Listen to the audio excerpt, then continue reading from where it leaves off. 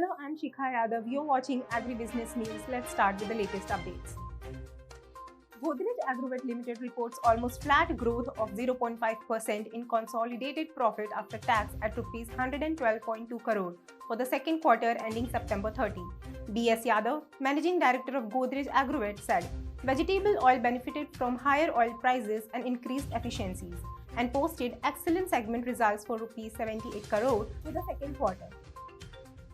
UPL organizes a village-to-village camp to spread awareness amongst the farmers to prevent dengue mosquito. Company representative Nityunjay Shukla informed the farmers about UPL's product Dissect WP, Dimilin and Shastra, which are effective against the Aedes mosquito that spreads dengue.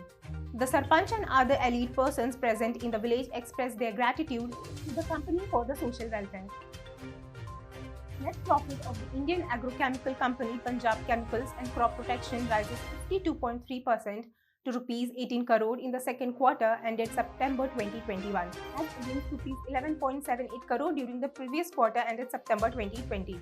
The company registers a 40.7% growth to Rs 103.8 crore for the domestic market and a 16% growth to Rs 104.6 crore for the international business. Unnati Agri raises Rs 60 crore in a Series A funding round from Incofin Investment Management, Now Ventures and Oreos. According to the company, it will utilize the fresh capital to augment its tech infrastructure and increase its U-Store network. Ashok Prasad and co-founder of Unnati said Unnati has built several innovative solutions to enable farmers and retailers to grow and scale their business, and our growth trajectory has been remarkable so far. We are happy to announce that we have raised our Series A round of funding and are thrilled to have marquee investors backing us in our journey.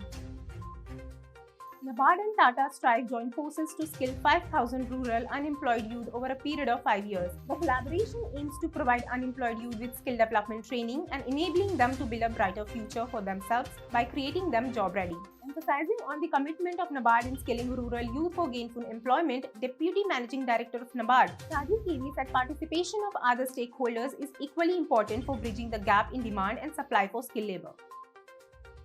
Corteva Agri-Science holds a virtual Women Farmers Felicitation Ceremony on 11 November. Rahul Savani, President of South Asia at Corteva Agri-Science, addressed the program. IAS Parvesh Sharma, Director of Samunnati Agro Solutions, was the chief guest of the ceremony. Cabinet approves Rs 17,408.85 crore committed price support to the Cotton Corporation of India for 7 cotton seasons from 2014 and 15 to 2020 and 21. The decision has been taken at the Cabinet Committee on Economic Affairs headed by Prime Minister Narendra Modi.